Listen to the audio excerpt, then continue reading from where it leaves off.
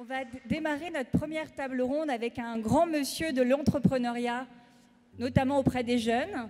J'ai l'honneur de vous présenter Bruno Albanese, qui porte l'association Audace, qui détecte des jeunes qui sont porteurs d'un tempérament d'entrepreneur, qui n'ont pas nécessairement d'idées de projet, mais Bruno les accompagne avec une très très belle association. Merci Bruno d'avoir organisé cette table ronde.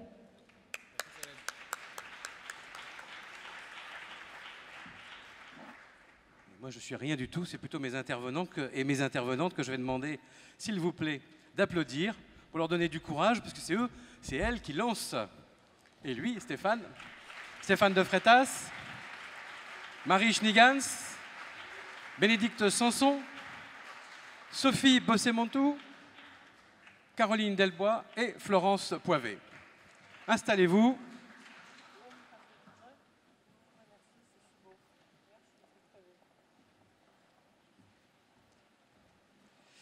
Bien.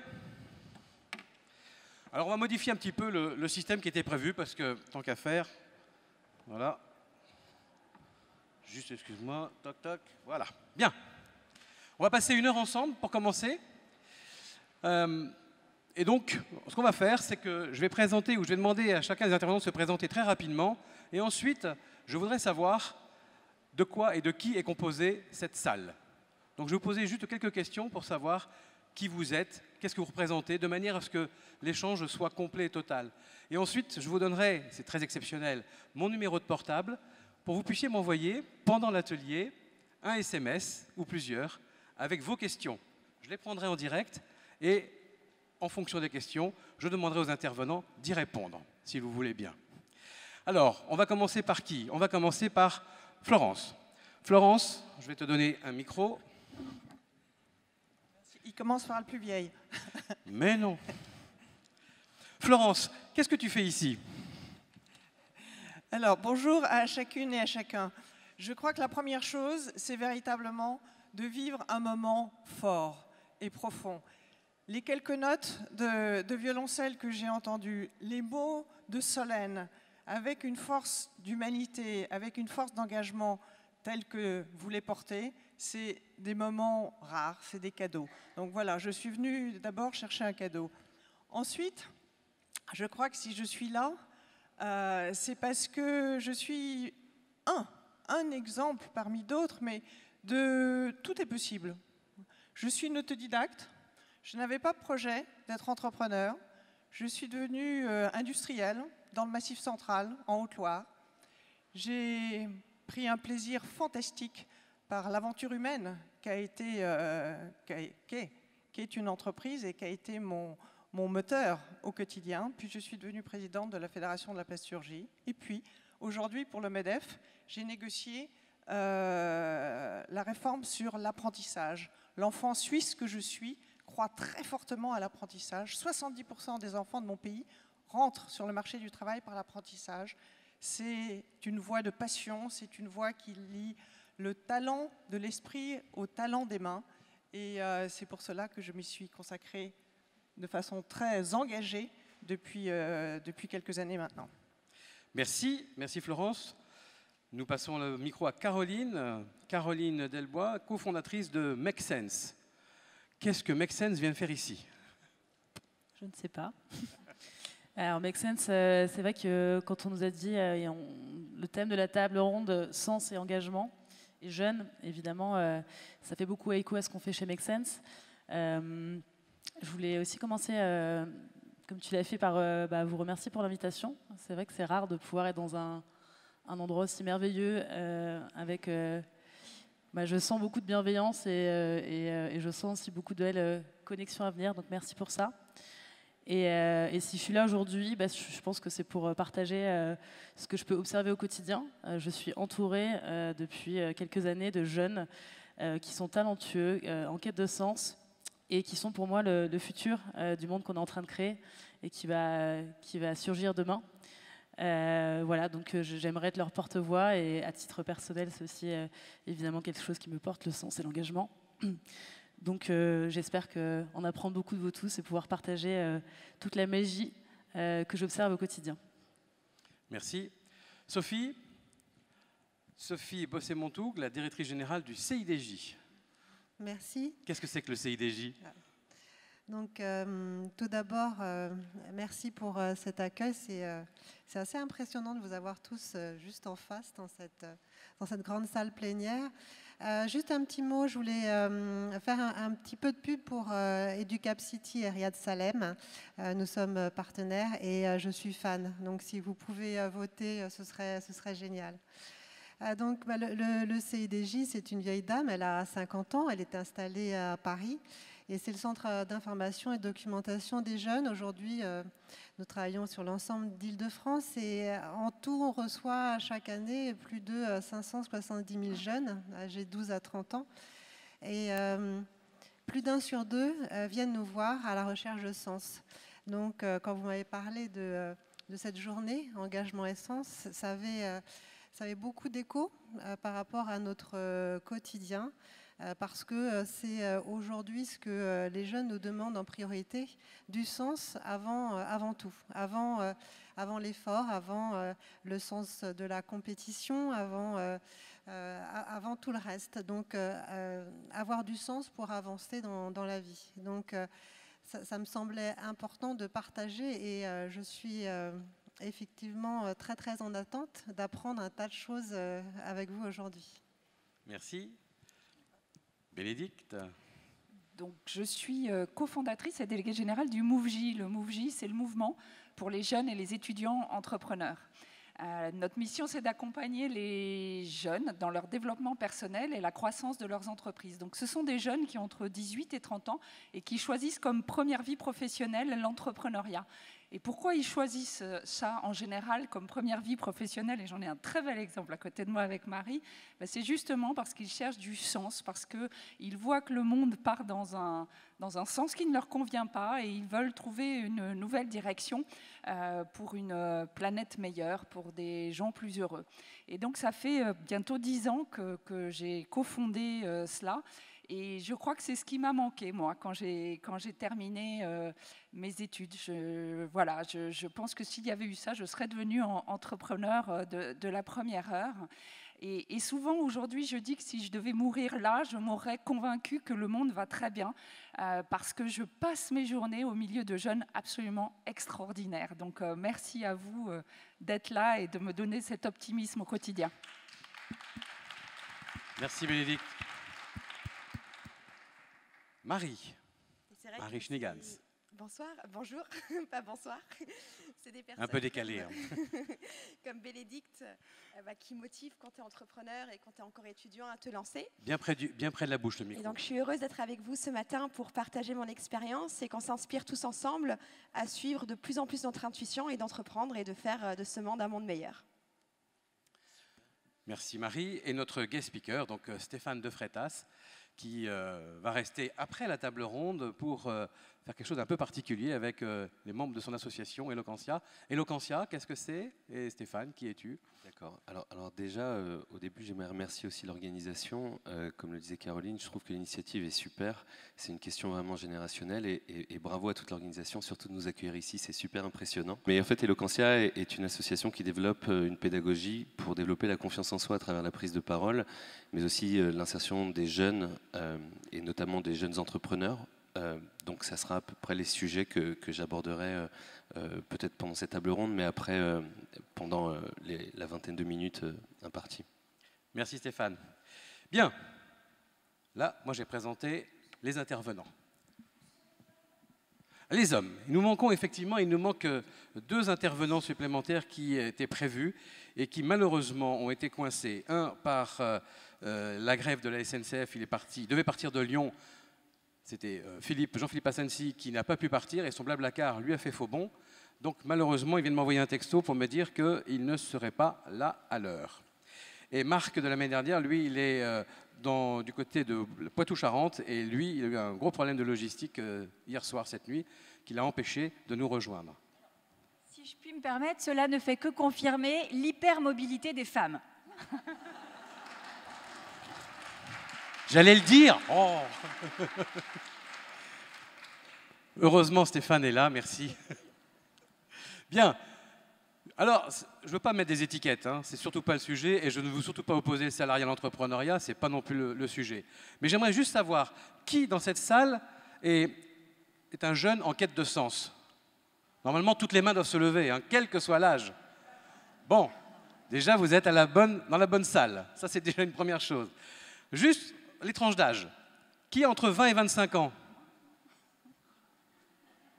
Ouais. Qui a entre 25 et 30 ans? Qui a entre 30 et 35? Qui a plus que 35? Vache! Finalement, la jeunesse n'a pas d'âge. Ça, c'est quand même une première bonne nouvelle. Bon, je vais continuer un peu la segmentation, très rapide. Qui est salarié dans une entreprise? OK. Qui est salarié dans une association? Qui est entrepreneur? Futur entrepreneur? Il y en a aussi, bravo. Qui est en recherche d'activité? Bon, bah tout ça, ça ne va pas nous aider. Hein. Puisqu'a priori, tout le monde est à peu près représenté. Donc, tout va dépendre de vous maintenant. Mon numéro de portable, 06 48 97 06 48 97 58 86. J'attends vos questions par SMS, s'il vous plaît. Je ne peux pas répondre, hein, je ne peux pas décrocher. Par SMS, vous m'envoyez un petit texto pour me poser votre question et au fil de l'eau, j'y répondrai. Question Haribo pour commencer. Comment je vous aurais présenté à 25 ans, 23, 25 ans à peu près, à la sortie de vos études? Florence.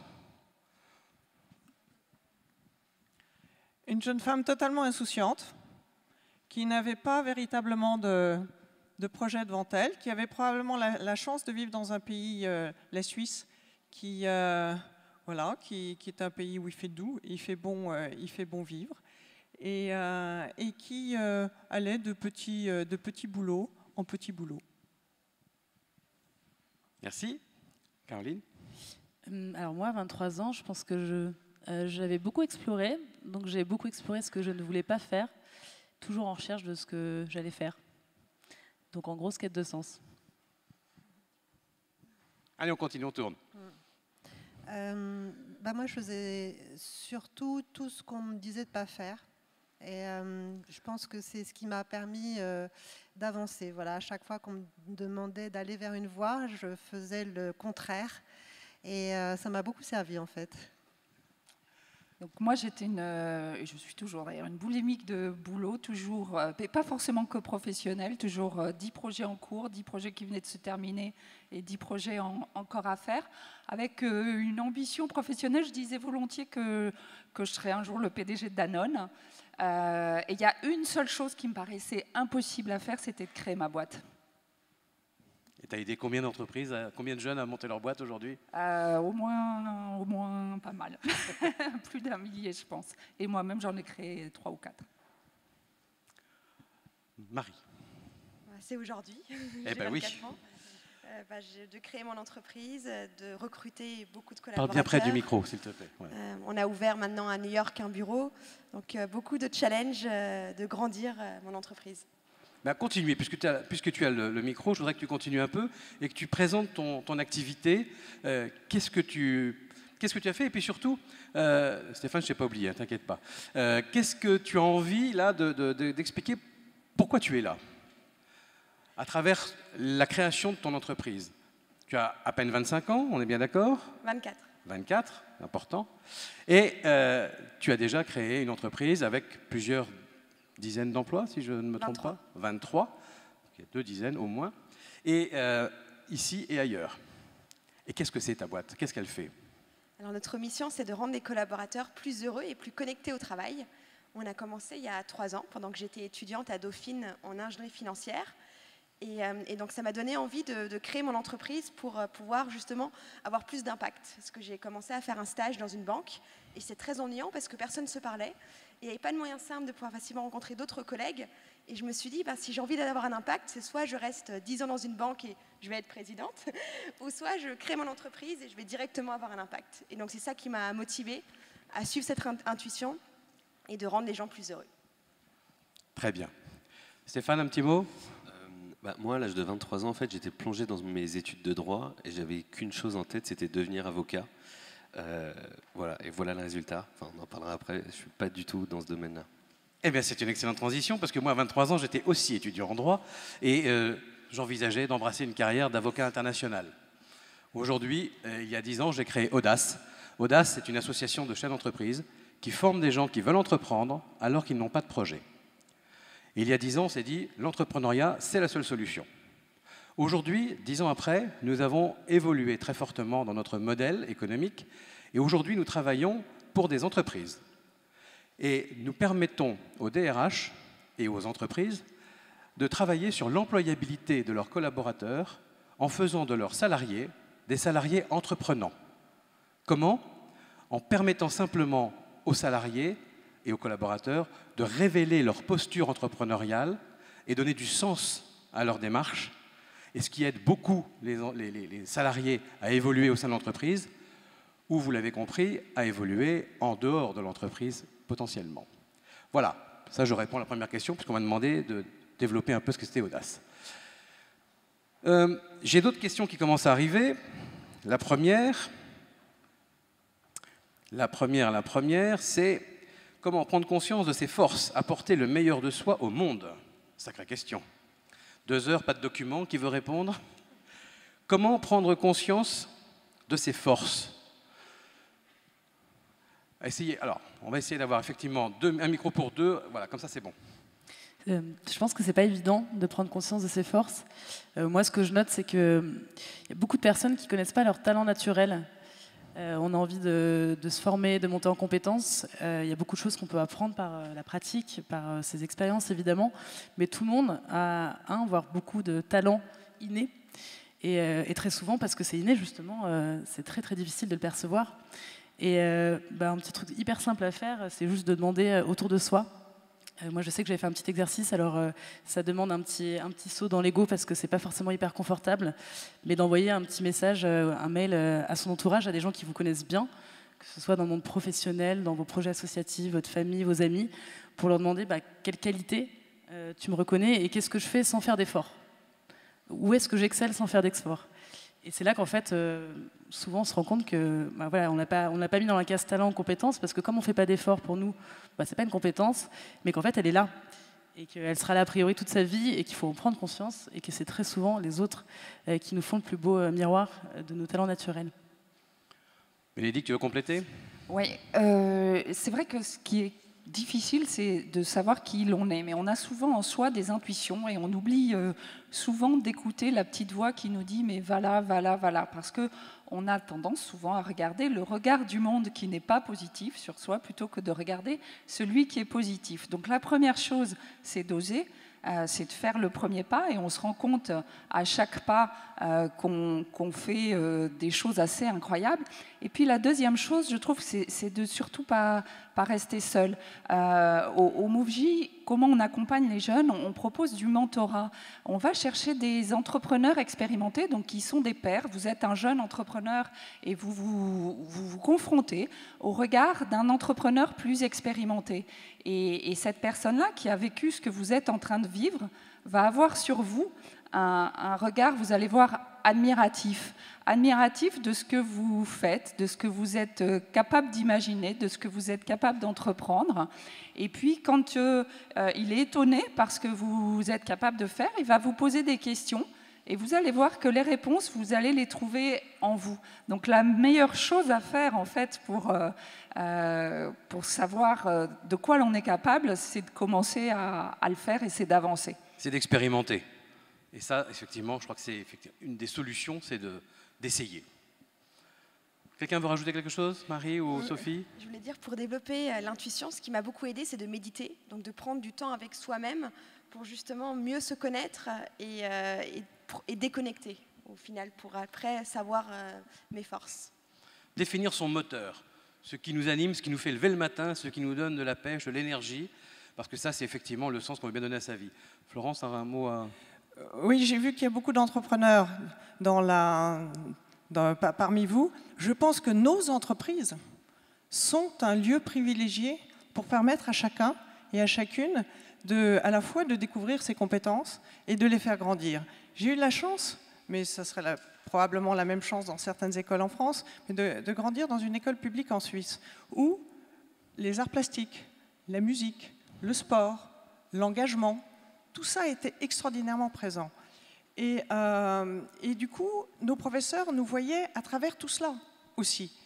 Et comme j'ai grandi là-dedans, naturellement, j'ai voulu l'introduire dans l'entreprise et introduire tout genre de possibilités à chacune et à chacun de s'exprimer, de se faire découvrir, de s'étonner d'elle-même à travers plein d'activités différentes, mais vraiment très, très, très différentes. Eh bien, je crois que c'est quelque part, c'est aussi donner sens à nos entreprises, à notre aventure entrepreneuriale, que nos entreprises soient des lieux où chacun puisse à la fois découvrir des compétences parfois qu'il ne connaissait pas lui-même ou elle-même, et puis les aider à grandir.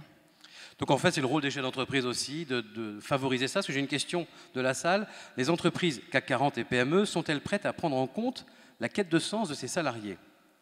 Je pense que là, tu as répondu en grande partie à la question. Est-ce qu'il y a d'autres réponses qui peuvent être apportées sur des témoignages de vécu de patrons de PME, d'entreprises?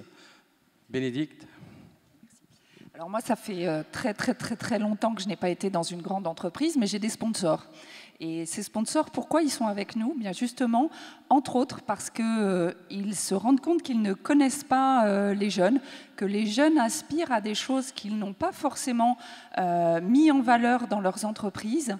Et bien, ils viennent nous voir et ils viennent voir les jeunes pour essayer de comprendre justement ce qui est important pour eux, pour petit à petit adapter leurs organisations à leurs besoins d'épanouissement. Et petit à petit, ils mettent également leurs collaborateurs dans cette dynamique-là.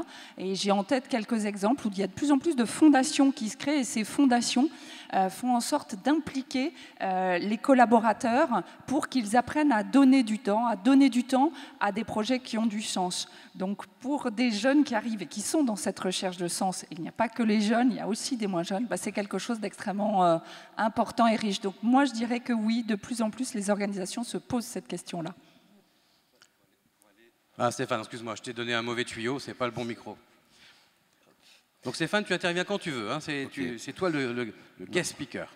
Pour aller dans ton sens, en fait, nous, avec Eloquentia, on intervient depuis 18 mois à peu près en entreprise, et on se rend compte que les entreprises, donc c'est plutôt des grands groupes, et on se rend compte qu'en fait le turnover explose. C'est-à-dire que depuis 10 ans, les DRH se tirent les cheveux pour savoir comment est-ce qu'on garde, notamment chez les jeunes diplômés, des jeunes gens qui viennent en moyenne, c'est 2 ans maximum aujourd'hui le turnover, donc il y a un vrai cas de conscience. Pour aller dans le sens du sujet qui est posé, c'est qu'en réalité, de plus en plus, les jeunes se posent des questions sur le sens, non seulement personnel de leur destin personnel, mais aussi de l'entreprise pour laquelle ils bossent. Et donc, on s'aperçoit que c'est des thématiques dans les sondages en interne, et nous, on travaille sur la prise de parole, donc de libérer la parole des salariés et des jeunes, et on se rend compte qu'il y a aussi un vrai mal-être qui naît non seulement de parfois des systèmes et des méthodes de travail qui ne sont pas forcément adaptés à une génération curieuse qui cherche de la flexibilité, et pourquoi pas aussi du temps, et les fondations font de plus en plus justement de portage salarial ou de gens qui font du mécénat de compétences. C'est vrai, c'est une tendance forte, mais il y a un gros cas de conscience, et on voit de plus en plus émerger au sein des entreprises des politiques parfois qui sont propres au business pour aller vers de l'impact social, qui donnent aussi et qui participent au sens qu'un jeune va donner de sa vie de 9h à 18h, voire parfois même plus, et qui devient de plus en plus fondamental. Une question aussi, pensez-vous que la quête de sens soit propre aux jeunes? Ah, Florence. Moi, je dirais un grand merci, comme Bénédicte l'a fait tout à l'heure, à cette formidable jeunesse que nous avons, parce qu'elle fait émerger cette quête de sens. Mais en fait, elle est portée par toute génération. Et je voudrais en donner juste un exemple dans mon entreprise. Pardon, je parle de ça, mais on parle peut-être mieux de ce que l'on vit. Nous avons une équipe d'handicapés émetteurs qui sont là dans l'entreprise tous les jours avec nous. Et j'ai une femme d'un âge certain qui me dit « Florence, est-ce que vous ne voudriez pas aller les voir? Il y en a un qui a quelque chose à vous dire. » Et je descends les voir, et ils avaient vu sur TF1 le reportage des handicapés, de 2 handicapés qui avaient été emmenés au sommet du Kilimandjaro. Et l'handicapé en question me dit, Louis me dit, Florence, tu sais, nous on est cap aussi, hein. Nous on est cap. Si toi t'es cap, nous on est cap. Non, si toi t'es DAC, nous on est cap. Et qu'est-ce qu'on fait dans ces cas-là? On ne peut pas faire autrement que d'en parler un petit peu dans l'entreprise, de voir si le projet prend. Et puis il a pris, mais il a pris par les jeunes, mais il a beaucoup pris par toute génération. Et c'est comme ça qu'à 36, on est parti. On a entraîné pendant 18 mois 2 de nos handicapés qui avaient du mal à marcher sur une route. Et c'est nous-mêmes qui les avons entraînés pendant 18 mois. Et on est parti à 36 à la conquête du sommet du Kili, pendant que 36 autres partaient dans un village de brousse découvrir ce qu'était finalement l'engagement solidaire. Et là, il y a eu une traînée, mais vraiment spontanée et très forte de toute l'entreprise. Oui, c'est transgénérationnel. Alléluia. Merci. Alors justement, j'ai une question aussi. On parle de génération Y et Z. Ces générations ont-elles vraiment des spécificités? Ah, Sophie, toi qui en côtoies pas mal. Ouais. Alors, c'est vrai que, pour rebondir sur ce que vous disiez, le sens au niveau de l'entreprise, beaucoup de jeunes ZAP vont d'entreprise en entreprise, passent un concours et puis finalement décident de ne pas y aller. Voilà.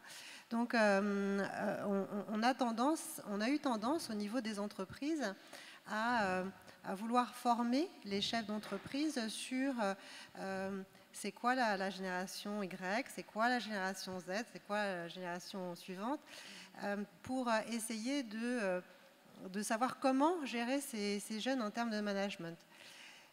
Ça n'a pas tellement trouvé de sens dans la mesure où ces générations Y, X et que sais-je, déjà ça ne concerne qu'un quart des jeunes, et on a tendance de nouveau à mettre les jeunes, comme les moins jeunes d'ailleurs, dans des cases. Il faut rentrer dans la case génération Y, il faut rentrer dans la case génération X, alors que finalement on se rend compte qu'il y a autant de jeunes que de sens qu'on se donne à sa vie, et que finalement il faut travailler avec le jeune comme il est. On peut avoir un jeune fragilisé qui a absolument besoin de bosser, un jeune optimiste qui veut à terme être présidente de Danone, un jeune pragmatique. Enfin, on a vraiment beaucoup de jeunes différents, complexes, et finalement il faut les gérer. On parlait d'entrepreneuriat, on parle beaucoup plus d'intrapreneuriat au sein de l'entreprise. C'est quelque chose qui est en train de se développer, et finalement prendre le jeune en mode projet comme il vient. Marie, j'imagine pas un seul instant qu'on ait pu te mettre un jour dans une case. Je ne sais pas pourquoi, mais tu me confirmes, génération Y, Z, ça fait écho chez toi ou pas? Je ne sais pas ce que c'est génération Y ou Z. Ben voilà. Mais en tout cas, je pense que tout le monde est différent. Et personne ne doit mettre quelqu'un dans une case. On peut tous faire ce qu'on a envie. Si on travaille dur, on y arrive. Je me suis toujours dit, quand on veut, on peut. Il n'y a pas de problème, que des opportunités. Moi, je veux bien compléter. Je pense que la particularité de cette génération, et pareil, je ne sais pas trop quelle lettre on peut lui donner, je pense que c'est une génération qui est arrivée à un moment, à la fin de ses études, on leur a dit bon, en fait, c'est la crise écologique, la crise économique, même d'avoir fait une bonne école ne suffit plus à avoir un bon boulot. Donc c'est peut-être une génération qui est arrivée sur le marché du travail avec en fait tout à construire, parce que tout est en train de se démolir. Donc entre guillemets, il n'y a pas le choix. Et on arrive dans cet état d'esprit-là et ça fait aussi du coup un déclic peut-être plus rapidement par rapport à certainement la génération d'avant. Moi, ce que je constate, c'est qu'en effet, ne mettons surtout pas les gens dans des cases. Le jeune, ça ne veut rien dire, à mon avis. En revanche, en effet, chacun, je constate qu'il y a beaucoup de ce besoin de sens dans cette génération. Et pour moi, le sens, il va sur 3 pans. Le premier, ça va être le pourquoi. On se demande beaucoup pourquoi est-ce qu'on fait ça. Quelle est la raison d'être du projet que je vais aller créer ou que je vais aller rejoindre. Est-ce que ça fait sens pour moi? Et donc, ça peut être par de l'impact, mais pas que. Est-ce que ça a vraiment, c'est une raison d'être qui va me toucher? Le sens aussi, la direction. Est-ce que pour moi, c'est bien clair la direction dans laquelle va l'entreprise, le projet que je vais rejoindre ou que je vais créer? Et je pense qu'il y a aussi le sens du comment. Est-ce que les valeurs et la façon de faire va être en adéquation avec mes valeurs à moi et ma façon de faire à moi? Et si ces 3 sens sont réunis, là je saute. Et donc du coup ça peut être chez Danone, ça peut être au Mouv'J, ça peut être chez Make Sense, ça peut être n'importe où. Mais c'est vraiment 3 questions fondamentales et parfois quand on n'en répond qu'à une sur les 3 ou 2 sur les 3, il y a toujours un moment où ça nous revient et on se rend compte qu'on n'est pas au bon endroit. Ça peut être aussi chez Never Eat Alone. Pourquoi est-ce que tu as créé cette société finalement? C'était vraiment une mission de rendre les gens plus heureux, plus connectés. Parle bien près du micro, c'est que tout le monde t'entende bien. J'oublie toujours. J'avais envie que chacun se rencontre et que dans un grand groupe, peu importe si tu es stagiaire ou que tu es un patron, tu vas pouvoir faire des belles rencontres et partager tes centres d'intérêt et s'entraider. Et donc c'est devenu une mission au début de le faire pour les entreprises, puis pour les hôpitaux, pour les universités. Donc ça allait beaucoup plus loin que mon idée de base. Donc on a élargi en créant une plateforme qui est ouverte, qui s'appelle Workwell, où je vais à la fois faire du covoiturage, je vais commander à manger, parler avec mon concierge, réserver une salle de réunion, et tout ça au sein d'une même application. Et donc c'est ça qui est génial quand tu entreprends, par rapport au retour que tu as de tes clients, tu fais évoluer ton idée vers quelque chose qui est beaucoup plus grand que toi. Et ça, c'est génial. Merci. Comment répondre à la quête de sens à la fois chez les jeunes, des classes moyennes et supérieures, et ceux des classes populaires? Est-ce que ça, c'est un sujet qui interpelle quelqu'un? Les classes populaires et les classes moyennes, est-ce qu'on arrive à les faire travailler ensemble? Alors, je ne parlerai pas forcément en termes de classe populaire, classe moyenne et classe supérieure, mais c'est vrai qu'il y a un vrai sujet aujourd'hui. On parle beaucoup des quartiers politiques de la ville, et en tant qu'association qui œuvre pour l'entrepreneuriat, on nous demande beaucoup d'aller chercher les jeunes qui sont dans ces fameux quartiers politiques de la ville pour les accompagner à grandir dans leur développement d'entreprise. Et moi, il y a quelque chose en quoi je crois beaucoup, et que malheureusement je ne vois pas encore assez, c'est qu'on a tendance à créer des ghettos au pied des ghettos, à se dire bah tiens, dans les quartiers nord de Marseille, il faut aller se créer au pied de la cité, il faut aller créer la cité de l'entrepreneuriat pour les jeunes des quartiers nord de Marseille. Et je sais qu'au Mouv'J, on nous reproche souvent de n'avoir que des jeunes un peu aisés, et c'est vrai, c'est compliqué d'aller chercher d'autres jeunes parce qu'ils sont moins connectés, parce qu'ils sont plus méfiants, et on n'arrive pas à créer cette mixité. Et tout notre travail actuellement, c'est de montrer que la place est ouverte pour tous et que chacun vient avec le projet qu'il a. Mais c'est vrai que c'est un projet de société, mais pas que.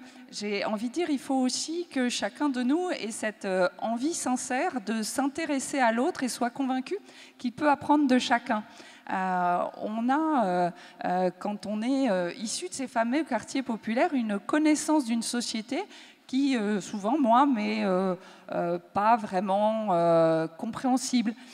Et si je m'intéresse vraiment à ce que vit l'autre, je vais grandir et je vais permettre aussi à l'autre de grandir en partageant sincèrement ce que je sais faire. Donc oui, il y a un projet de société, mais il y a une volonté individuelle de s'impliquer. Et cette tout part de l'envie, ça c'est évident. Beaucoup. Tout part de l'envie. Voilà. Ça, je crois que. Et l'envie de se mélanger. Et l'envie de se mélanger. Alors, justement, pour faire écho à ce témoignage, il y a un prof en école supérieure de commerce dans la salle, et il trouve que les étudiants manquent de curiosité. Et il se pose toujours la même question, peut-on apprendre à devenir curieux? Florence. Je trouve que cette question est une très bonne question. Et je pense qu'il faut faire grandir nos enfants dans un environnement qui les rend curieux. Et quand je dis ça, je pense je pense qu'il faut, dans ce pays, donner mais tellement plus d'autonomie, tellement plus de liberté, tellement plus de chance à chaque école de pouvoir expérimenter, de pouvoir faire rentrer le monde dans l'école et emmener l'école dans le monde. C'est comme ça qu'on rend les enfants curieux. C'est parce qu'on leur montre des tas de choses différentes. Certaines, ils vont être indifférents, d'autres, ils vont avoir un déclic. Et c'est parce qu'on aura été ouvert, enfant, à cette curiosité qu'on est un adulte curieux. Et là encore, je dirais que nous, dans nos entreprises, c'est un lieu aussi où il faut cultiver cette curiosité. Et si je me suis engagée avec tant d'énergie dans la formation continue et dans l'apprentissage au MEDEF, c'est parce que je suis profondément convaincue de cela. C'est qu'à travers un parcours où on apprend en faisant l'apprentissage, on a tout au long de sa vie envie de faire en apprenant. Et faire en apprenant, c'est un chemin de curiosité. Et chacun de nos salariés, quel que soit son job, à mon sens, doit pouvoir, tout au long de son parcours, se former très, très, très régulièrement. C'est un chemin de curiosité. Pour compléter le propos, moi je donne 3 conditions simplement aux jeunes personnes ou moins jeunes personnes qui veulent suivre la formation Audace. C'est 1, être motivé, 2, être disponible, et 3, avoir le soutien de ses proches pour entreprendre. Ce sont les 3 seules conditions que nous demandons d'être respectées pour pouvoir entreprendre. La technique, après, ça viendra. C'est une affaire de trip, l'entrepreneuriat, ou entreprendre sa vie finalement. D'ailleurs, je n'ai pas posé la question tout à l'heure, parce que pour moi, elle n'avais pas je ne faisais pas de différence, mais on me la demande. Combien de travailleurs indépendants dans la salle? D'accord, merci. Donc à peu près autant que d'entrepreneurs. Marie, tu voulais préciser quelque chose? Oui, je voulais aussi rajouter que pour être curieux, ça aide de participer à des associations pendant que tu es étudiant. Donc à Make Sense, de pouvoir participer à des associations de théâtre, de s'ouvrir à d'autres choses que ce que tu étudies. Moi, ça m'a beaucoup aidé. Et aussi de faire du couchsurfing. Donc pendant une nuit, d'accueillir un inconnu chez toi qui vient d'un autre pays, ça m'a beaucoup aidé à mieux comprendre les autres. Par rapport à la curiosité, nous on constate que lorsqu'on demande aux jeunes de redevenir acteurs de leur propre vie, et ça commence dès l'orientation scolaire, il y a un flop. C'est être acteur, savoir ce que je veux faire, c'est un peu compliqué dans la mesure où à chaque fois on leur demande finalement d'aller vers une route, que ce soit sous une pression familiale, sociale ou que sais-je. Et ça ne m'étonne pas qu'arriver dans une école de commerce, ils aient perdu un peu la curiosité en route. À partir du moment où on leur demande d'être de nouveaux acteurs et qu'on les laisse se débrouiller en leur disant maintenant vas-y, sois autonome. C'est compliqué, mais ça porte ses fruits. Aujourd'hui, on veut aller tellement vite que finalement, on ne nous laisse plus, que ce soit les jeunes ou les adultes, le temps de se poser, vous parliez de méditer, de se poser, de réfléchir et finalement d'être inspiré par ce qui nous entoure et d'être curieux. Donc je pense qu'il faut aussi réapprendre à laisser le temps au temps et puis vivre le droit à l'erreur finalement. C'est aussi ce qui peut rendre curieux et inspiré par ce qui nous entoure. Moi, j'aimerais compléter ce que tu dis, je suis complètement d'accord sur le temps, avec cette course à la vitesse qui commence à 2 ans, 3 ans, je ne sais pas. On arrive dans un monde où au final, on accumule des connaissances, des savoirs, et au final, on ne sait même plus à quoi ça sert et comment s'en servir, et on a beaucoup de difficultés à développer son esprit critique. Moi, j'encourage vraiment toutes les écoles, quelles qu'elles soient, à faire découvrir tout le monde et d'avoir une approche beaucoup plus holistique de ce qui se passe. Moi, j'ai découvert le Schumacher College il y a peu de temps. C'est une espèce d'école à la Harry Potter, une école de la vie où on fait découvrir de façon donc très holistique toutes les sciences et les sciences de la nature, et qui nous permettent vraiment de déconstruire certains schémas qu'on a emmagasinés, parce que tout simplement, on nous a montré une version du monde. Moi, j'ai fait une école de commerce, j'ai découvert toute l'autre partie du monde, l'écologie, les économies alternatives, le social business. Je n'ai jamais entendu ces 3 mots en 5 ans d'école de commerce. J'ai tout découvert par moi-même, à côté, avant, après. Et quand on pense que justement c'est ces écoles-là aujourd'hui qui sont censées, parmi toutes les écoles évidemment, former les managers et les CEO de demain, c'est pas rassurant. Alors je dois avoir des jeunes qui sont arrivés et des enseignants qui sont aussi dans la salle, puisque j'ai 2 types de questions. Là, c'est pourquoi est-ce qu'on n'enseigne pas tout ça à l'école, au sens général? Pourquoi est-ce qu'on ne parle pas de tout ça? Et puis, il doit y avoir aussi des enseignants parce qu'ils me disent attention, tout n'est pas à faire par l'école. L'ouverture, la curiosité, c'est aussi dans la famille que ça doit se passer. Donc voilà, c'est pas toujours évident, hein, mais en tout cas, il y a 2 aspects là qui se confrontent. Une question aussi, ne faut-il pas faire que les adultes apprennent à faire confiance et responsabiliser les jeunes finalement? Là, est-ce que c'est pas ça aussi le sujet? C'est vrai qu'au MoveJ, on a 3 convictions. Je vais vous donner les 2 premières. La première, c'est que la première richesse naturelle d'un pays, c'est sa jeune génération. Et la deuxième, c'est que si on veut un pays au cœur du monde, et c'est valable pour tous les pays, il faut une jeunesse qui bâtit son avenir. Et c'est vrai que quand on demande aux écoles de nous apprendre les choses, est-ce que c'est pas à nous aussi, en tant que jeunes, alors je me mets dans les jeunes, mais à nous en tant que jeunes de se demander ce que l'on a envie de faire et apprendre nos armes. C'est pas à nous de faire à votre place, alors là je me mets chez les vieux, c'est pas aux vieux, aux plus âgés à faire à votre place, mais c'est bien à vous de vous en saisir et notre responsabilité c'est de vous laisser la place. Mais c'est vrai que la vie n'est pas un long fleuve tranquille, c'est vraiment tarte à la crème de dire ça, mais la vie c'est compliqué, c'est difficile. Et les occasions de baisser les bras, elles sont quotidiennes et même multi-quotidiennes. Donc si on a envie de changer le monde, il faut vraiment se prendre en main et pas attendre que l'autre nous amène dans le bec la nourriture qui va faire qu'on va changer le monde. Non, ça ne va pas marcher comme ça. Donc oui, il faut s'ouvrir sans doute dans les écoles, dans les universités sur d'autres sujets, mais c'est aussi à ceux qui sont sur les bancs de l'école à pousser pour faire bouger les choses. Voilà, pour entreprendre sa vie.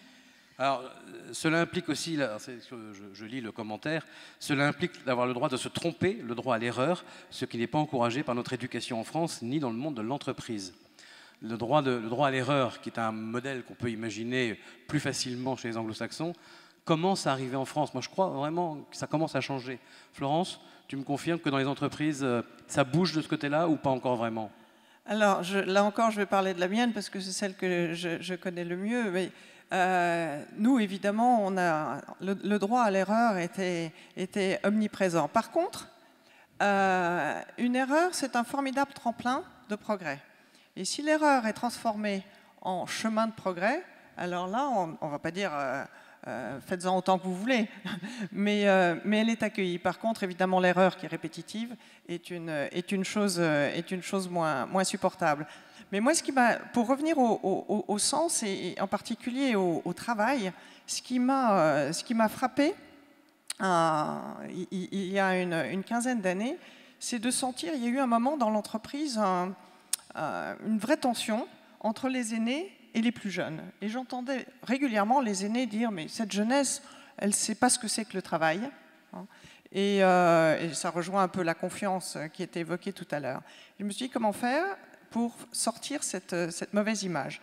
Et je les ai réunis pendant 6 ans. J'ai réuni très régulièrement, tous les ans, les plus jeunes ou les plus nouvellement arrivés sur le marché du travail et les anciens. Et en échangeant ensemble, on s'est aperçu qu'au fond, et c'était très respectable de part et d'autre, les anciens mettaient dans le travail le sens. Je viens pour travailler et le travail, ça fait sens dans ma vie. Et les jeunes, la nouvelle génération, mettaient dans le travail le sens de l'exigence.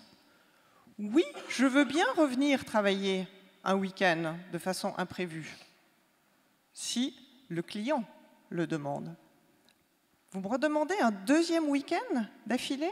Mais est-ce qu'on a bien prévu, est-ce qu'on s'est bien mis en situation de faire les choses dans les meilleures conditions possibles? Et puis si vous me faites revenir un troisième week-end parce qu'on a mal travaillé dans l'atelier, moi j'ai pas envie de revenir. Et ce sens donné au travail, qui doit être un travail bien fait, pour que finalement on en ait une vraie satisfaction de l'œuvre bien faite, je trouve que c'était hyper intéressant et on a passé comme ça de la confrontation sur un mot qui pourtant est assez lourd de sens et de sens différents chez les uns et chez les autres, vers un chemin commun que j'ai trouvé tout à fait intéressant. Le même professeur me confirme qu'il faut aussi apprendre à être patient. Par rapport à ce droit à l'erreur, je rebondis sur ce que tu disais tout à l'heure, sur une génération qui arrive dans un monde de crise, où c'est extrêmement compliqué finalement de se projeter sur du long terme. C'est pour ça qu'au niveau, on parlait également de la pression des parents et du rôle de la famille. Nous, ce qu'on a tendance à leur dire, c'est finalement prenez du recul, essayez d'être philosophe. C'est compliqué pour la plupart des métiers.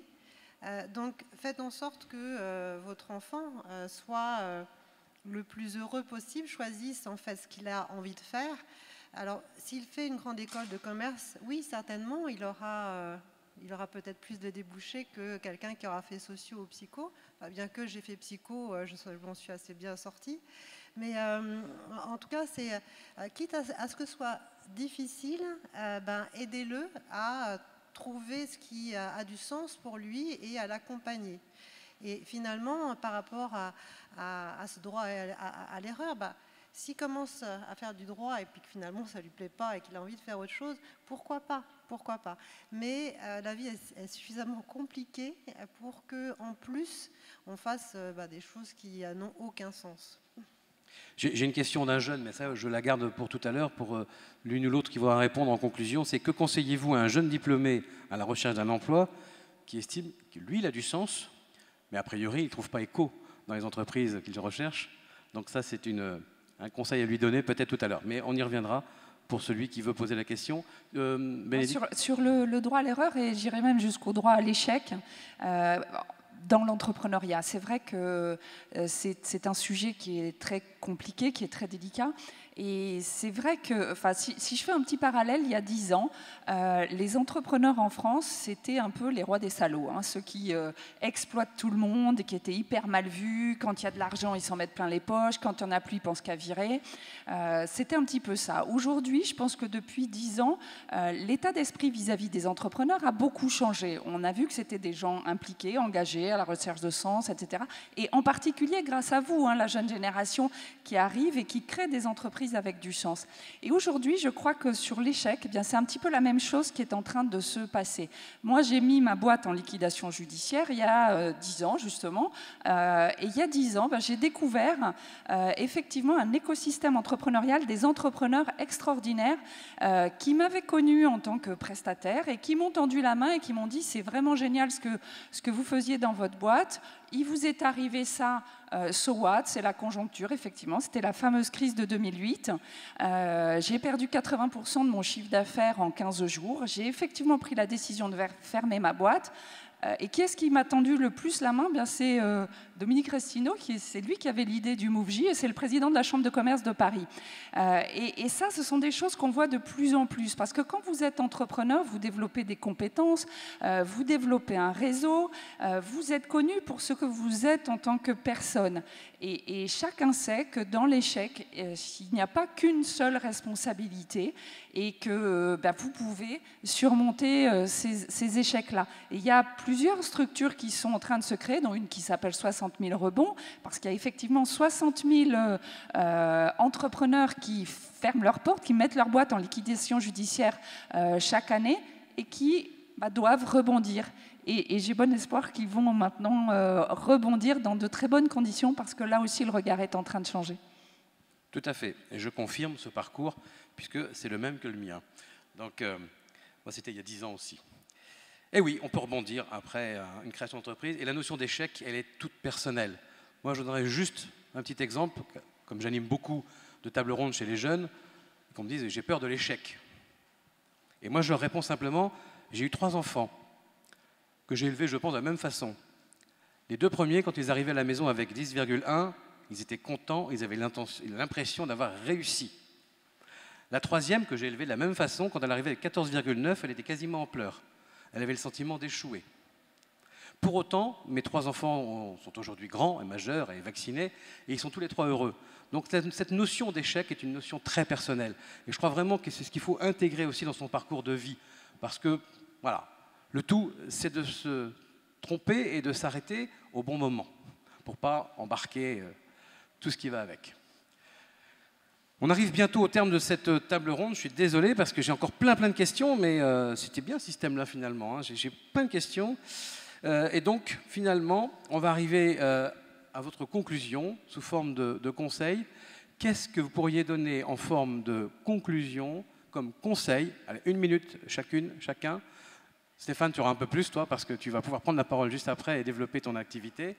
Allez, Marie, un conseil à donner à l'auditoire pour accueillir des jeunes plus facilement ou pour se lancer? J'aimerais conclure avec un proverbe que je me dis tous les jours et qui me motive. C'est « Go alone, go fast, go together, go far ». Et c'est vraiment avec un travail collectif où on va loin. Voilà. Merci. C'était un petit peu la même idée. Au-delà d'un travail collectif, c'est apprenez à aller chercher l'autre quand vous en avez besoin et de votre côté, apprenez à regarder l'autre pour lui apporter votre soutien. Moi, j'ai 3 expériences de vie un petit peu compliquées en 5 ans. J'ai fermé ma boîte, j'ai perdu mon fils aîné et mon mari est parti. Et dans ces 3 épreuves, j'ai trouvé des gens autour de moi qui ont su me donner les bons mots. Et aujourd'hui, quand je rencontre des parents victimes, dont les enfants sont victimes des attentats, je sais aussi leur donner les bons mots.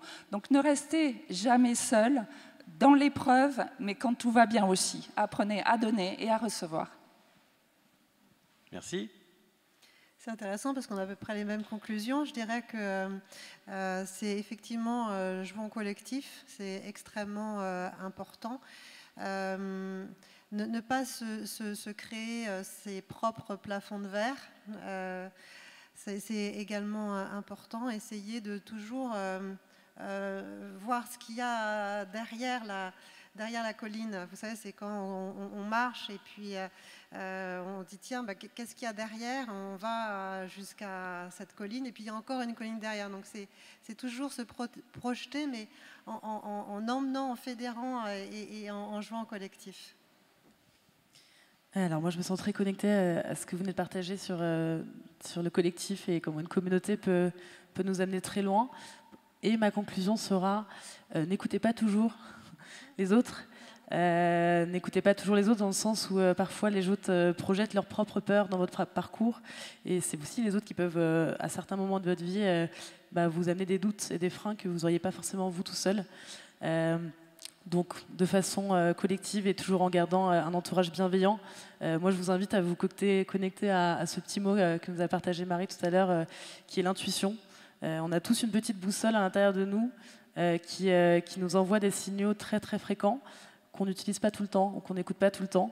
Et donc se déconnecter un peu parfois du mental pour se reconnecter à ici, ça permet très très souvent d'aller prendre des chemins de traverse qui mènent à de beaux horizons. Et je prolongerai tout simplement en évoquant la confiance. On ne l'a pas beaucoup évoqué ce matin, mais oui, ayez que chacune et chacun d'entre nous, on ait une confiance mesurée, bien sûr, pas une confiance débridée, mais confiance en soi-même, confiance pour entendre cette intuition, confiance pour dépasser ces petites collines intérieures qui font qu'elles nous cachent des talents, qu'elles nous cachent des forces. Et je suis profondément convaincue que chacune et chacun d'entre nous avons des talents qui peuvent faire des très belles choses, des grandes choses, des petites choses, mais une addition de petites choses, c'est un très beau chemin. Et comme on a confiance, et lorsqu'on a confiance en soi, qu'on a trouvé ces chemins, eh bien, ça rejoint aussi tout ce qui a été dit par les unes et par les autres, c'est qu'on regarde l'autre en se disant qu'il a des talents et que d'une part, ces talents, je peux en profiter et d'autre part, ensemble, on peut construire des grands ou des petits chemins qui sont beaux. Donc oui, profonde confiance. Merci, et quant à moi, je m'inspirais de la salle en disant qu'au Québec, on ne dit pas échec, mais expérience. Stéphane ?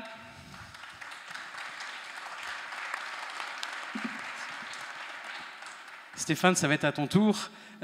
Juste, on me rappelle pour les tweeters et les tweetos, c'est /Festival Éclore.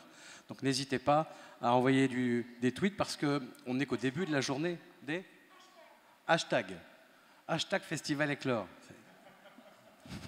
Ah, c'est comme ça qu'on dit. Merci. Alors, Stéphane de Freitas, Eloquentia. Eloquentia, tu en as rapidement effleuré le sujet tout à l'heure. Le travail a-t-il un sens ?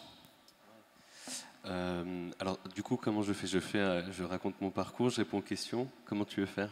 Comme tu veux. Ok. C'est toi qui as la main maintenant. Moi, j'ai fini mon boulot, c'est à toi de jouer. D'accord, ok. En fait, lorsque... Oui, tu voulais... Non, je vais peut-être demander à nos intervenantes de te libérer, à moins que vous vouliez rester là, mais vous avez des salles devant et c'est toi qui vas... On les applaudit.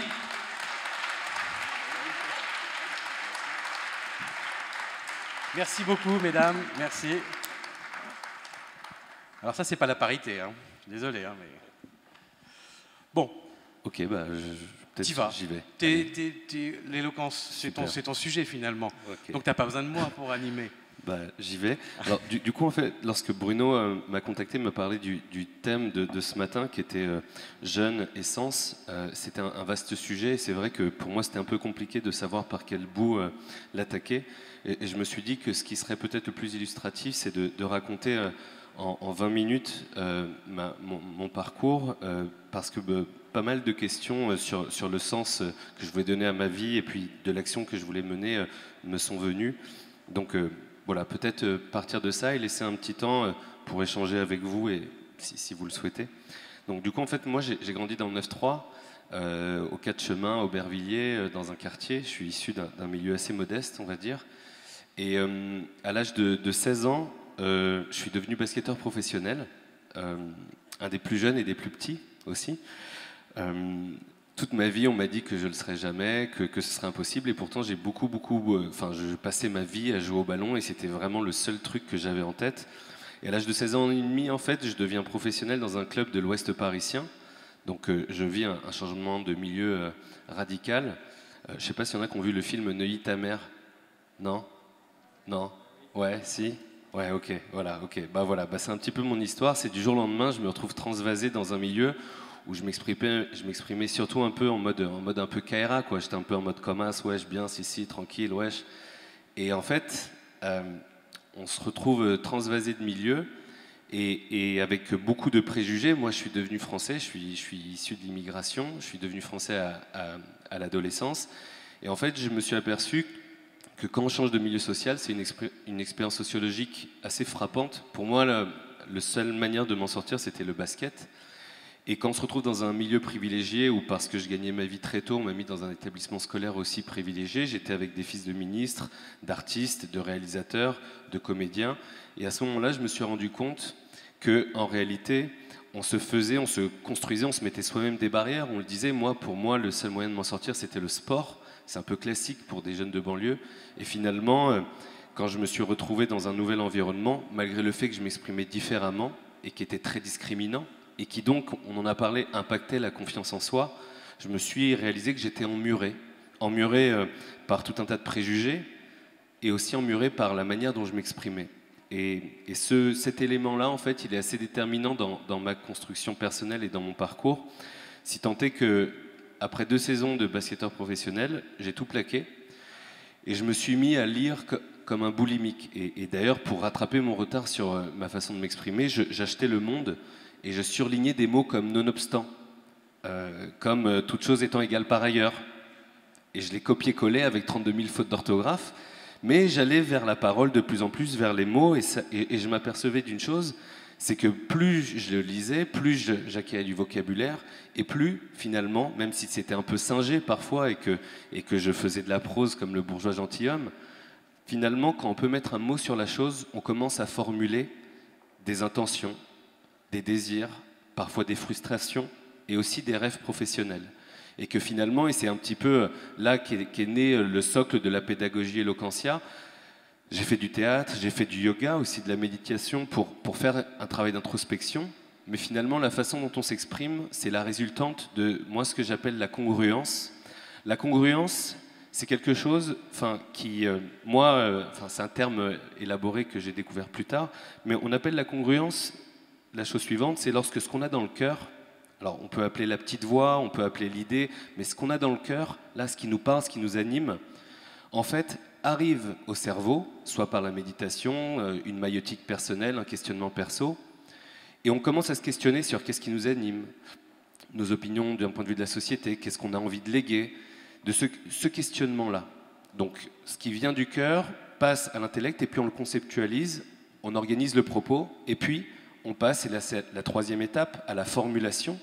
Donc on commence à défendre des idées, ou un projet, ou une vision du monde, et en fait, la quatrième étape, c'est le passage à l'action.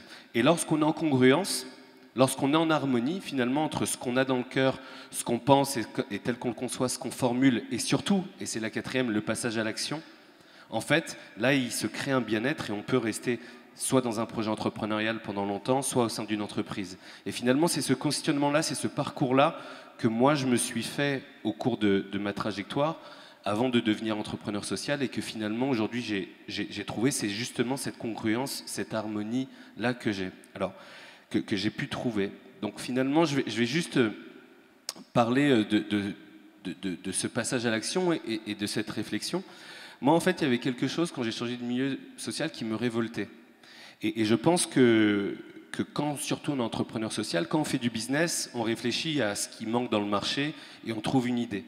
La particularité de faire de l'entrepreneuriat social, c'est que ce qui nous intéresse, ce qui nous anime, justement, moi, ce qui me révoltait, et finalement, ce que je ne pouvais pas éviter et faire autrement, c'était de me dire que je vivais dans un monde, moi j'ai vécu en banlieue, et je voyais, en ayant un pied de chaque côté du périph', qu'en fait, la France traversait sa plus grande crise sur la liberté d'expression. C'est-à-dire que j'arrivais dans les beaux quartiers et on me disait wesh, oui, non pas wesh, on me disait oui, pourquoi est-ce que dans les quartiers, les Français issus de l'immigration sont pas contents, pourquoi est-ce que France-Algérie, les Algériens ont sifflé la Marseillaise, et de l'autre côté, en fait, quand moi j'étais dans d'autres environnements, on me disait wesh, maintenant ça y est, tu fais ton C-franc, ton français, hein, faut entendre, ça y est, tu t'exprimes bien, tu cherches à t'intégrer. Et finalement, le malaise de la fracture sociale française, c'était quelque chose qui m'habitait. Parce que je me disais la chose suivante, finalement, moi j'étais nulle part à ma place, hein. Il y avait aussi ça, déjà que je suis moi-même issu d'un métissage, et en ayant un pied de chaque côté du périph', je me disais comment une société qui repose sur la solidarité, qui repose sur le fait que les plus aisés contribuent par l'impôt pour que tout le monde ait accès à la santé, c'est quand même une des choses fondamentales de nos vies en société, c'est de pouvoir avoir accès aux soins ou à l'éducation. Comment est-ce que finalement, cette société qui repose sur l'adhésion collective, dès lors qu'on ne sait plus ce qui nous relie les uns aux autres, il n'y a plus d'idéal commun. Et dès lors qu'il n'y a plus d'idéal commun, il n'y a plus de pacte de société. Et dès lors qu'il n'y a plus de pacte de société, en fait, c'est le début de la guerre civile ou d'une pente raide dans laquelle on s'insère. A fortiori, une société qui repose sur la solidarité. Et donc, moi, c'était vraiment ça, cette problématique qu'on pensait avant d'entreprendre, on parlait de la quête de sens. Finalement, la quête de sens, ça passe sur cette première phase, c'est le questionnement de qu'est-ce qui nous indigne, qu'est-ce qui nous révolte, surtout qu'on est entrepreneur social. Quel est le déséquilibre, la carence qui manque? Alors, la révolte, ça peut être en tout cas la volonté d'impacter pour faire changer quelque chose. Et ça peut être aussi quand on est entrepreneur. Mais étant donné que le sujet, c'est la quête de sens, en tout cas, la première période, le premier temps, ou que ce soit pour définir des politiques RH au sein des entreprises, c'est le conseil que je donne souvent aux DRH que je rencontre ou qui viennent nous chercher, c'est questionnez-vous sur les faiblesses, les carences de ce que fait l'entreprise, de votre méthode de management, sur ces questions-là sociétales, qui en plus de cela émergent, parce qu'on est en train de faire cramer notre planète, et dans 100 ans, il y a des problématiques liées à cela pour nos gamins qui vont être immédiates. Donc la quête de sens, c'est finalement quelque chose qui touche tout le monde et qui va émerger, et c'est pour ça que le sujet me semble éminemment contemporain et va l'être de plus en plus. Donc en tout cas, dans cette phase de questionnement, moi c'était ça, ce que j'avais chevillé au corps, sans doute j'avais souffert de cette fracture sociale, mais c'est là en tout cas que je me suis dit, je sais que je suis fait pour ça. Je sais que c'est ça qui me fait vibrer. Donc, dans le temps 2, Il y a eu l'idéation, donc une fois qu'on écoute ce qu'on a dans le cœur, il y a le temps 2, comment on intellectualise. Et moi, mon postulat, c'était que dans une société, lorsque on vit à une époque qui est la plus métissée de l'histoire de l'humanité. Et donc, dans une société où on est différent, si on ne dialogue pas, on ne peut pas se comprendre. Et si on ne peut pas se comprendre, il n'y a pas d'idéal commun. Et donc, il y a une fracture sociale. Et mon postulat, c'était que dans l'enseignement traditionnel, l'oralité était complètement absente. Et l'oralité, finalement, c'est ce qui nous permet de sortir de soi, de s'ouvrir aux autres, de se positionner face aux autres, de formuler ce qu'on a au fond de son cœur. Et quand on y arrive une première fois et que les autres sont dans une énergie bienveillante, les autres sont un miroir qui nous aide aussi nous-mêmes à nous questionner ou à faire progresser. Ça, c'était la première chose. Et donc, le deuxième volet, mon idée, c'était de se dire, dans un pays où la culture de l'écran fait qu'en réalité, on se clash sur Twitter à base de punchline.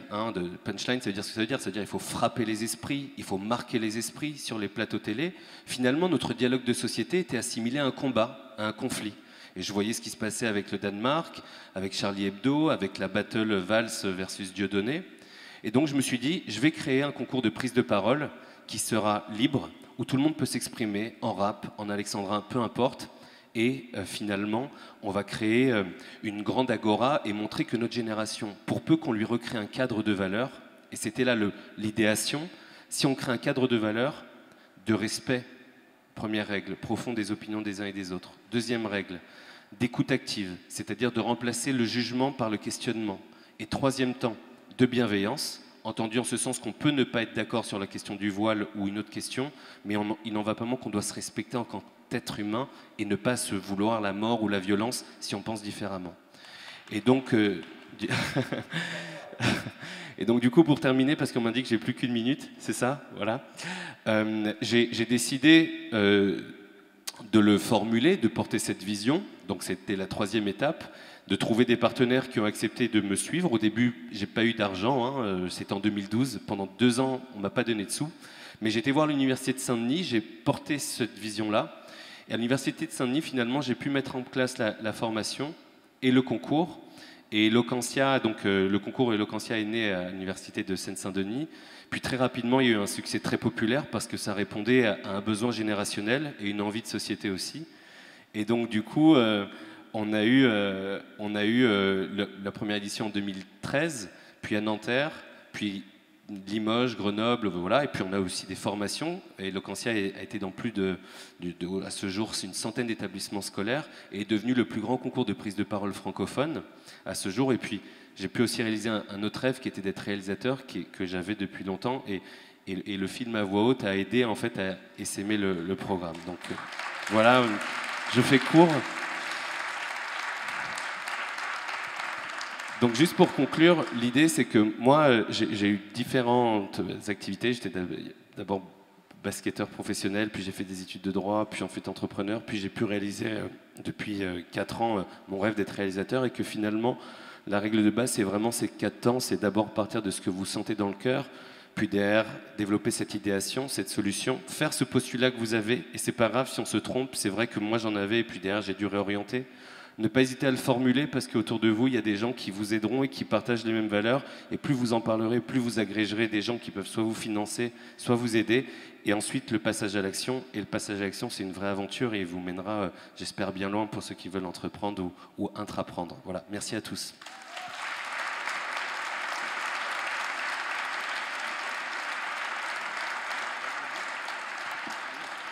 Alors, effectivement, on est venu avec une petite surprise dans nos valises, c'est qu'en fait, on a justement les associations Eloquentia Saint-Denis et Eloquentia Nanterre. On peut les applaudir parce qu'ils sont là, les jeunes, là au premier rang.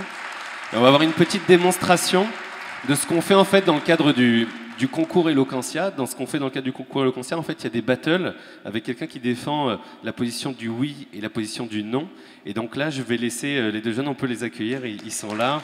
Voilà, yes. Yes, I. Ok. C'est quoi votre sujet? Le travail a-t-il un sens? Le travail a-t-il un sens? Donc, je vous laisse tous les 2. 1974, Arlette Laguier, première femme à se présenter aux élections présidentielles, s'exprima aux Français en ces mots. Travailleuse, je suis une femme travailleuse, je suis une simple employée, mais je suis fière d'être de ceux qui travaillent de leurs mains. Allô?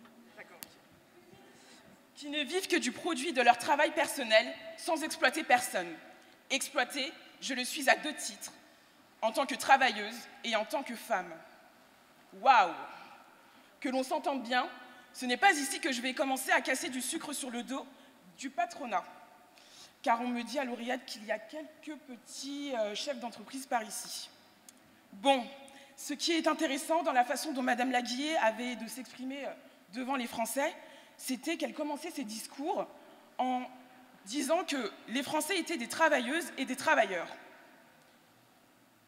Et que c'était des travailleurs exploités, soumis au méchant patronat. Même si je me considère comme politiquement neutre, 40 ans plus tard, nous pouvons faire toujours le même constat. Des gens souffrent lorsqu'ils vont travailler, des gens souffrent pour gagner leur vie, des gens souffrent pour manger à leur faim. Heureusement, il y a l'amour. Vous savez, ce sentiment de plénitude que l'on n'a pas envie de quitter. Certains rencontrent le grand amour dans le métro, par le biais d'amis ou encore sur Internet. Martine, elle, l'a rencontré sur Internet. Elle l'a tout de suite trouvé charmant et à son goût. La première rencontre s'est faite rapidement. L'attirance a immédiatement opéré. Le couple s'est formé en 1 semaine chrono. Je ne vous cache rien, les premiers instants d'une relation sont toujours les plus beaux. Tout est idéalisé, on donne le meilleur de soi pour que tout soit parfait. Pourtant, il arrive que les choses tournent mal. C'est ce qui s'est passé pour Martine. Son partenaire lui portait à peine peu de considération. Elle se sentait mise à l'écart, incomprise. Pour Martine, son partenaire, c'était son travail. C'était son seul repère dans la vie. On peut dire que le travail, c'est comme une histoire d'amour. Et lorsque on l'a vulgairement mise au placard, tout s'est écroulé. Chaque jour, une personne se donne la mort à cause de son travail. Je pense justement à Martine, 59 ans, employée de banque. Je pense à Martine, 29 ans, qui était avocate.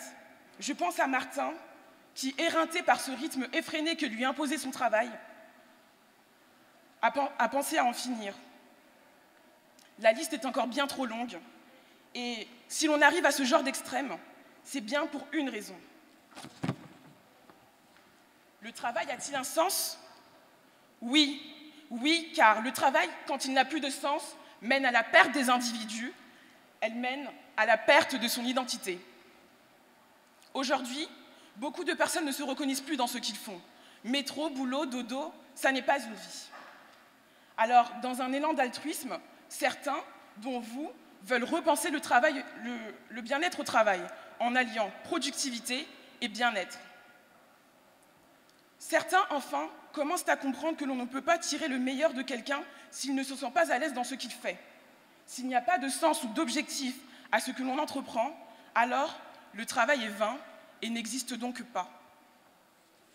Le travail a un seul sens, celui de donner la vie.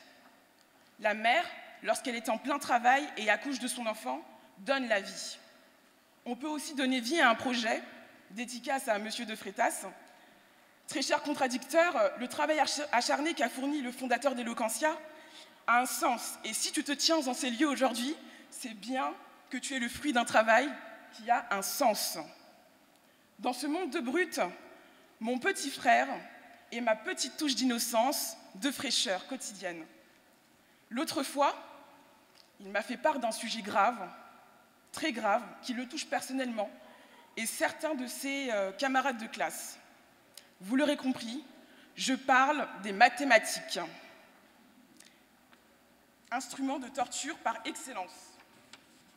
Pour lui, c'est bien simple, le théorème de Pythagore et tout ce qui va avec ne servent à rien. Pourtant, je lui ai dit que les mathématiques, c'était important, par exemple, pour le tracé des routes, pour que les voitures ne se rentrent pas entre elles. Ou encore que pour la tour de Pise, les constructeurs ne devaient pas être très futés en mathématiques. Mais alors, pourquoi des milliers d'enfants viennent à tant détester une matière ou généralement l'école?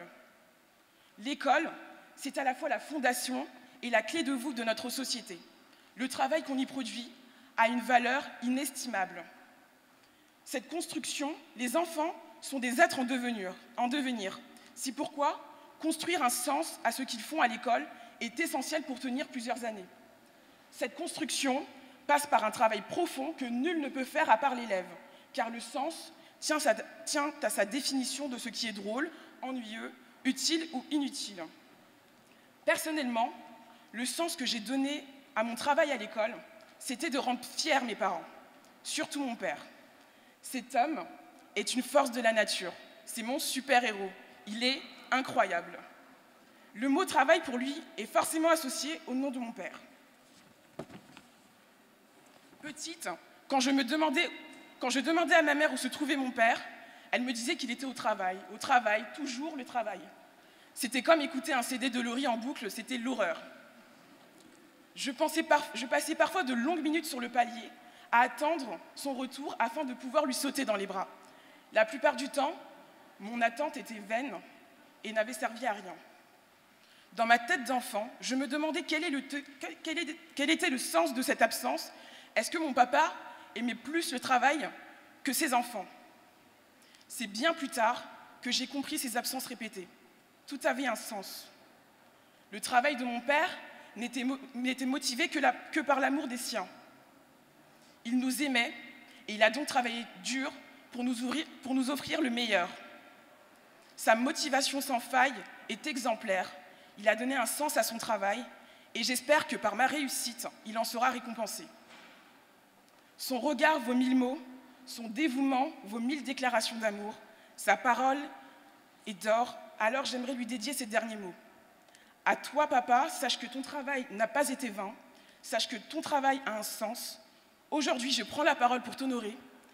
Demain, mon souhait le plus cher est de te rendre tout ce que tu m'as donné.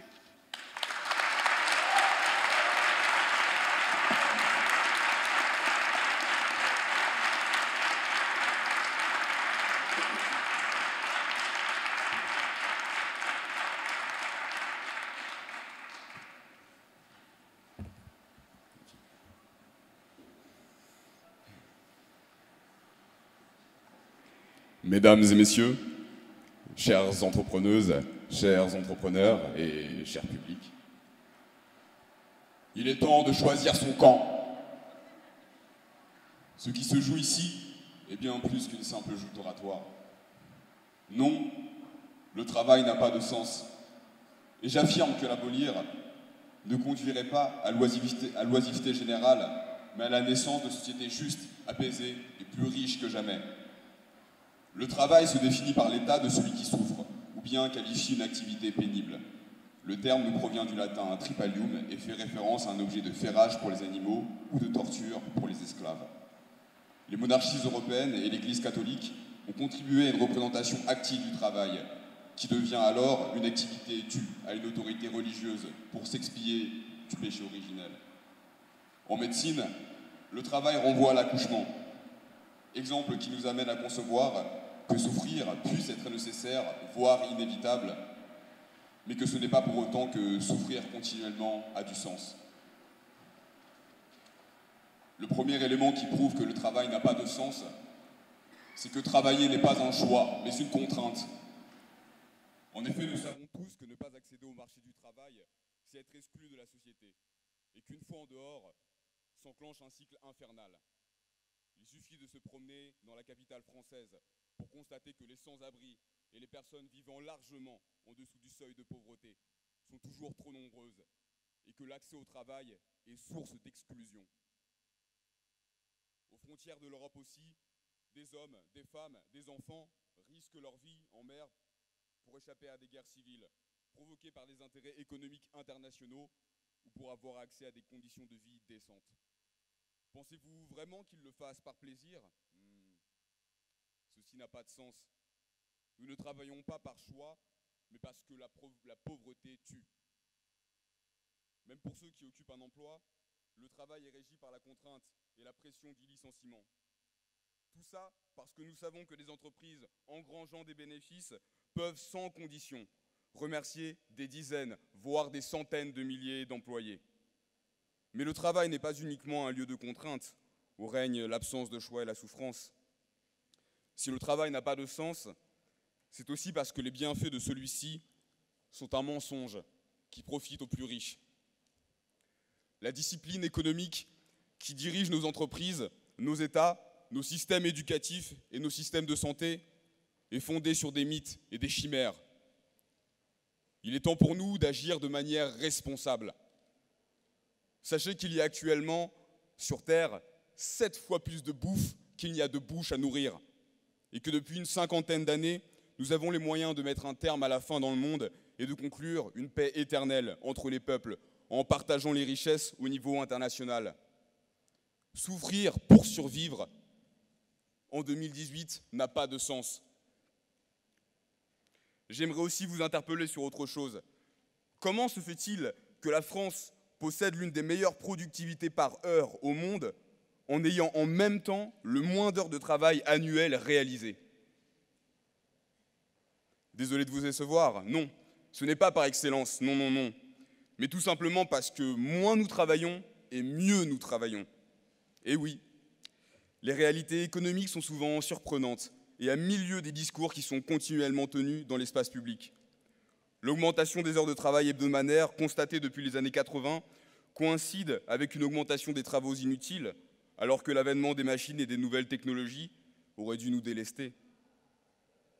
Mais là aussi, il n'en est rien, puisque le travail ne sert pas l'ensemble de l'espèce humaine, mais les intérêts de quelques-uns. La passivité et l'assistanat sont eux aussi des mensonges propagés par ces derniers. Cette stigmatisation des personnes sans emploi, des moins diplômées, des plus démunies et des plus méprisantes. Car nous voulons tous être reconnus à notre juste valeur et être utiles sans exception. Cette tentative de culpabilisation est une technique de diversion, ma foi, fort efficace. Certains finissent en effet par croire qu'ils sont vraiment inutiles et ne savent plus dire que « oui monsieur », s'il vous plaît, madame. Merci, patron. Pas étonnant que les employés au bout du rouleau se suicident au bout du fil. Le jour où le travail aura un sens, plus personne n'appellera une activité un travail. Le toujours plus de profit ne peut pas correspondre à la justice sociale. Une refondation totale de l'éthique est nécessaire. Certains seront déçus, mais il va falloir partager et redistribuer. Je me dois ici de défendre une utopie réalisable de notre temps. Le salaire universel. Un salaire universel au moins 3 fois supérieur au minimum vital, inconditionné et qui s'ajouterait aux aides déjà existantes, permettrait d'abolir tout travail et rendrait nos sociétés plus riches et plus performantes. Si l'argent devient un droit, alors il ne pourra plus jamais être une arme pour asservir et diviser. Il sera possible d'entreprendre sans qu'il ne soit plus possible d'exploiter ou d'être injuste. Tous les métiers inutiles disparaîtraient et tout le monde aurait une activité par plaisir et par volonté d'apprendre et de créer, et non plus par contrainte. La passivité, si elle existait, deviendrait elle-même obsolète. En effet, pourquoi ne rien faire quand on peut faire ce qui nous plaît et être utile en même temps? Quand bien même une activité engrangerait un salaire, en plus d'un salaire universel, il ne s'agirait pas là d'un travail, puisqu'il n'y aurait ni contrainte ni souffrance. Le salaire universel est donc un outil de régulation du marché du travail qui permettrait d'offrir une place pour tous, ainsi que de maximiser le potentiel de chacun. Les activités de demain reposeront sur des initiatives collectives, l'absence de patronat et de chantage au travail. La vraie liberté économique sera celle des travailleurs et pas celle des actionnaires et des PDG. Et elle permettra l'élévation de chaque individu avec toutes ses spécificités. Il n'y aura pas de changement sans prise de conscience. Beaucoup de croyances doivent mourir, et les bienfaits du néolibéralisme et de l'économie de marché en font partie. Tant que la compétition mondiale régnera, je dis la guerre. Tant que l'exploitation des pauvres par les plus riches s'opérera, je dis la guerre.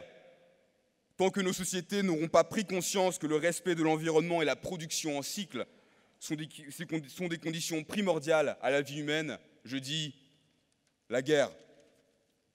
Si le travail n'a pas de sens, c'est parce que se réaliser et travailler sont deux choses différentes.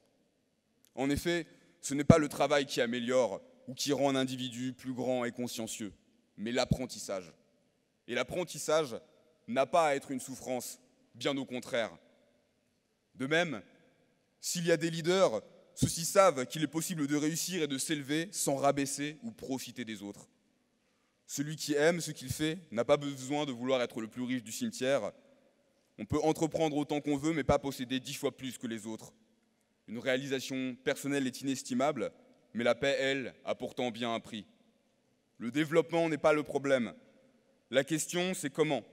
Par l'exploitation des pays les moins avancés, par les pays les plus riches, par la déforestation et autres formes insensées d'exploitation des ressources naturelles. Les entreprises ne sont pas non plus le problème. La question est qui sont les détenteurs des richesses et à qui profite la plus-value du travail. Il devient alors évident de différencier les intérêts des grandes entreprises de celles des PME. Il y a encore temps de déclarer la paix. Si celle-ci est proclamée, alors les entreprises pourraient apporter leur aide pour une transition écologique et être actrices de la solidarité internationale. Ceci ne pourra cependant se faire sans l'abolition des profits infinis et des inégalités salariales indécentes. Si nous sommes ici réunis à l'occasion de ce festival Éclore, c'est pour repenser l'engagement dans la société à venir, mais soyons honnêtes et lucides. Il faut choisir son camp. Je sais que certains d'entre vous seront prêts à montrer le chemin d'une économie écologique, sociale et solidaire, rendant obsolète toute forme de compétition. Cessons donc de courir après la croissance qui ne devrait être ni un but, ni un moyen de mesurer la richesse d'un peuple ou de diriger ses actions. Si vous êtes engagés, refusez donc de citer aux côtés de ceux qui tirent profit de nos larmes et manifestez votre solidarité auprès des plus fragiles, auprès des systèmes hospitaliers et éducatifs, des fonctionnaires et des cheminots. Manifestez-vous en faveur d'un salaire universel soutenu par les entreprises. Engagez-vous pour la réussite personnelle et collective de tous. Les 50 ans de mai 68, le mois prochain, serait une bonne opportunité de le faire. Nul ne peut aller à l'encontre de l'histoire et de l'évolution de nos sociétés vers plus de droits individuels et collectifs, au détriment des intérêts particuliers ou étatiques. Beaucoup seront emportés par le courant. De nouvelles générations arrivent. Nous sommes là, prêts et armés pour tout changer sur notre passage. Et lorsque nous renverserons les vieilles valeurs, de nouvelles verront alors le jour. Écologie, solidarité, équité, partage, reconnaissance de tous. Mais sachez que si demain un nouveau jour se lève, ce sera uniquement parce que nous l'aurons provoqué ensemble. Merci.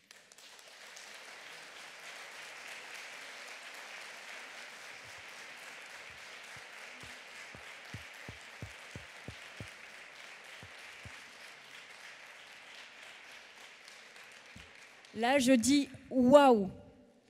Est-ce que vous avez été ému par cette interlude artistique? Si oui, levez-vous. Ça vous a touché? Ça vous a parlé? Super. Merci. Bravo encore à Eloquentia.